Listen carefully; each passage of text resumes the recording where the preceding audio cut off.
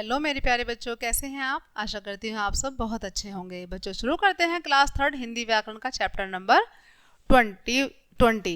तो हमारे चैप्टर का नाम है बच्चों निबंध लेखन, ऐसे राइटिंग। तो आज हम पढ़ेंगे बच्चों निबंध लेखन। ध्यान से सुनेंगे सभी। किसी विषय पर अपने विचारों को क्रम से व स्पष्ट रूप से प्रकट करना ही निबंध लेखन कहलाता है। यहाँ कुछ निबंध दिए जा रहे हैं, इन्हें ध्यानपूर्वक पढ़िए। ठीक है बच्चों, यानी कि हम जब किसी विषय पर अपने विचारों को क्रम से व स्पष्ट रूप से लिखते हैं बच्चों, तो वो क्या हो जाता है, हमारा निबंध होता है वो।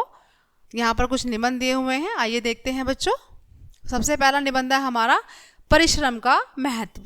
देखेंगे यहाँ पर निबंध किस तरीके से लिखा हुआ है। प्रत्येक मनुष्य चाहता है कि वह धनवान बने, उसके पास सभी सुख सुविधाएं हों तथा सब उसका आदर करें। ऐसा केवल तभी हो सकता है जब व्यक्ति खूब परिश्रम करे।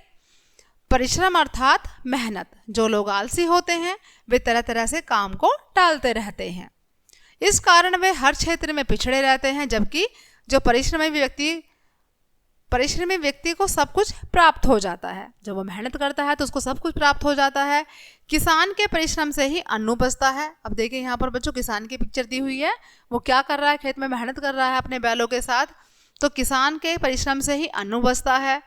डॉक्टर हो या इंजीनियर, अध्यापक हो या विद्यार्थी, सभी को परिश्रम करना पड़ता है।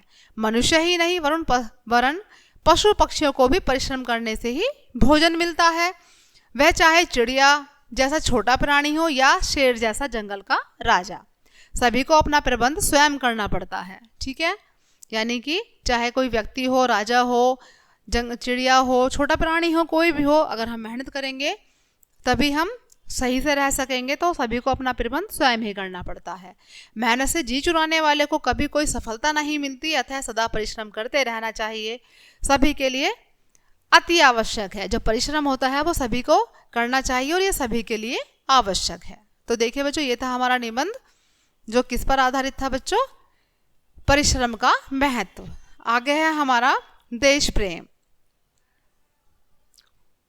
ये देश प्रेम के लिए निबंध है बच्चों, देखते हैं। हम भारतवासी हैं, हमें हमारा देश बहुत प्यारा है।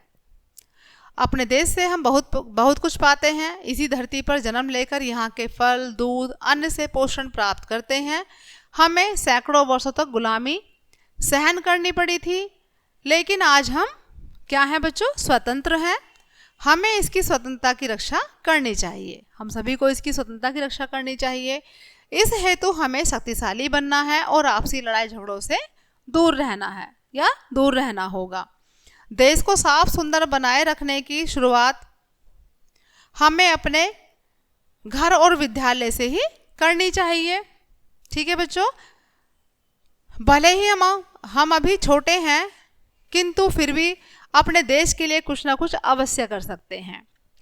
चाहे हम कोई छोटा कार्य करें तो वो हम किसके लिए करते हैं, अपने देश के लिए करते हैं बच्चों। हमें एक सच्चा, अच्छा, गुणवान और बलवान नागरिक बनना होगा, तभी हम गर्व से कह सकेंगे कि हम अपने देश से बहुत प्रेम करते हैं। देखिए बच्चों, यहाँ पर ये पिक्चर दी हुई है।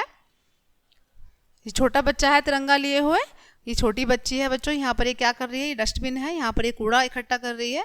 तो कोई भी कार्य हो छोटा, जैसे कि आप कहीं पर सड़क पर कागज बिखेरते हैं, वो नहीं करने चाहिए आपको। कहीं कभी कभी क्या होता है कि हम फल खाते हैं, केले खाते हैं, उसको छिलके वहीं गिरा देते हैं, जिससे क्या होता है, किसी का पैर पड़ा उस पर, वो फिसल कर गिर गया, दुर्घटना घट जाती है। तो ये छोटी छोटी चीज़ें होती हैं जिसके द्वारा हम क्या कर सकते हैं, अपने देश को साफ सुथरा रख सकते हैं। छोटी छोटी कोशिशों से ही हमारा देश सुंदर और स्वच्छ रह सकता है बच्चों।